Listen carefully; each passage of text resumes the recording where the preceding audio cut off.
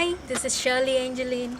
Today I'm here to talk about what revelation is. Revelation, according to the Bible, means the things that are revealed by God to man. The revelation, which is the sign of the end times. As you see in the Bible, in Matthew chapter 24, verse 4 to 14, it says, "Watch out that no one deceives you. For many will come in my name, claiming, 'I am the Christ,' and will deceive many. You will hear of wars and rumors of wars, but see to it that you are not alarmed. Such things must happen, but the end is still to come." We see that there is no God in people's life. Everybody is predestined to do their own will. There is no person as God. Everything seems to be just shattered in the lives of people. And as we see, there is nothing as hope. There is only fear, no joy at all that we see. And that's how the world is now. As we just now saw in the Bible, in Matthew chapter 24, we saw how the end times will be. We saw how the world has come to be. There is so much sin in the world, wickedness, broken relationships, no proper will. People are not ready to follow God's will, but do their own will.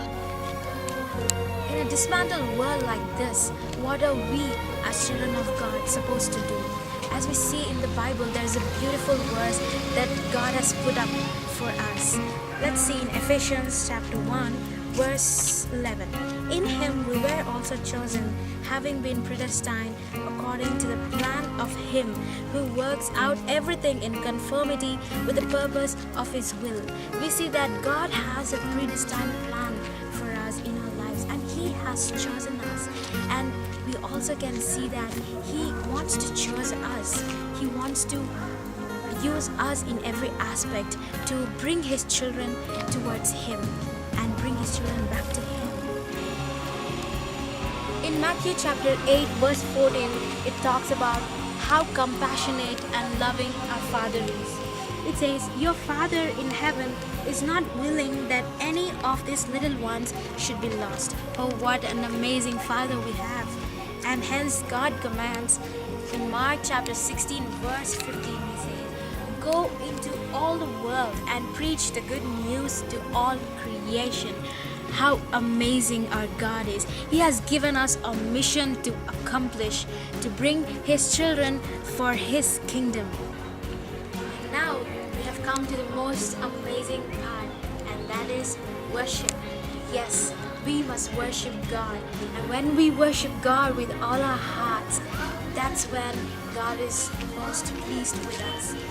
When we see every morning, we see the sun rising, the birds chirping, the winds blowing, and the trees swaying, oceans roaring.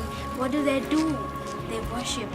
Wow, that's the most amazing thing. When the creation worships God that much, how much more should we as humans must worship God? In Psalm 150, we see how God takes pleasure when we worship him with harps, flutes, music, singing, dancing.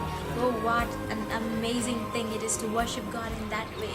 We can see the power of worship in Paul and Silas' life. What they did, they worshiped God in bondages, in chains. And what happened?